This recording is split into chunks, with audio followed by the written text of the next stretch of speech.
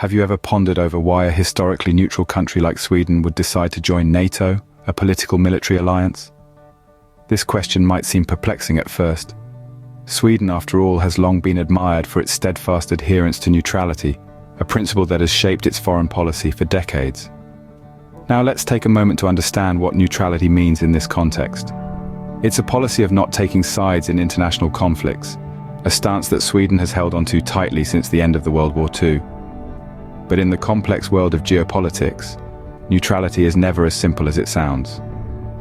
On the other side of the equation, we have NATO, the North Atlantic Treaty Organization. Formed in the aftermath of World War II, its primary purpose is collective defense, where its member states agree to mutual defense in response to an attack by any external party. Now here's where it gets interesting. Sweden, the neutral titan of the North, recently made a groundbreaking decision to join NATO, effectively ending its long-standing policy of neutrality. And this isn't a decision taken lightly. This move marks a significant shift in the global security landscape, and it's one that could have far-reaching implications. Keep this question in mind as we delve into the events leading up to this monumental decision. To understand Sweden's shift, it is crucial to trace back the events that led to this momentous decision. Our journey begins with Russia's invasion of Ukraine, a move that sent shockwaves through the international community, igniting concerns around security in Europe. This event acted as a catalyst, prompting Sweden, a long-standing neutral country, to reassess its stance. The next pivotal moment was when Sweden, along with Finland, applied to join NATO. This was a significant development that symbolized a transformative shift in their foreign policy.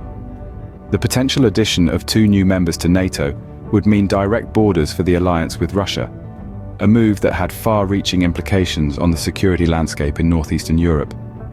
The decision to apply for NATO membership was influenced heavily by Russia's actions in Ukraine. It served as a stark reminder that neutrality might not be enough to safeguard against aggression.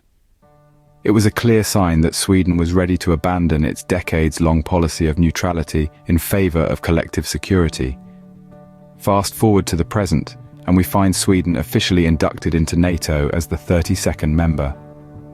This move not only ended Sweden's decades of post-World War II neutrality, but also strengthened NATO and enhanced transatlantic security.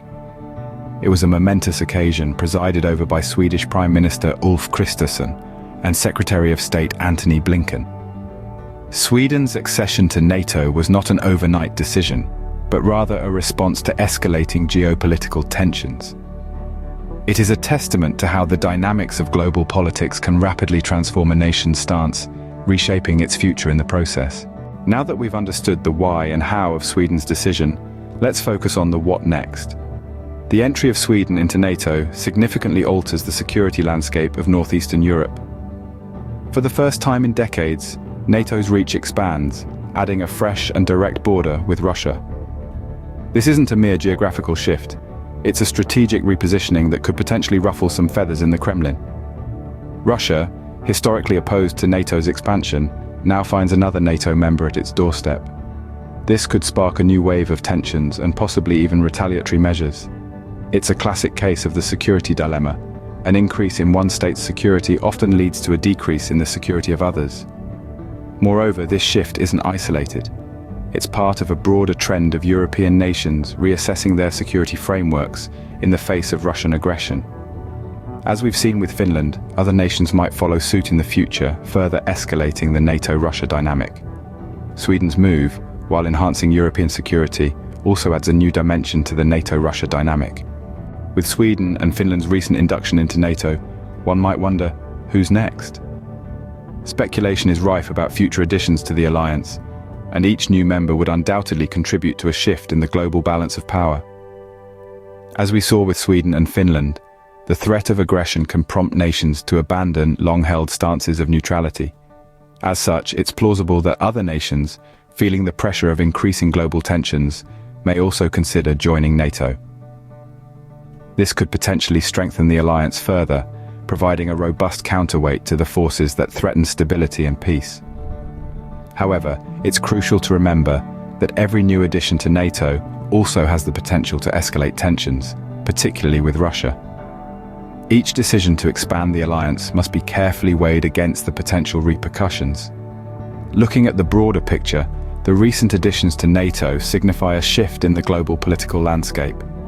More countries are realizing the importance of collective security in an increasingly volatile world. As we keep an eye on the evolving geopolitical landscape, one thing is clear: neutrality is no longer the default stance for many countries amidst rising global tensions.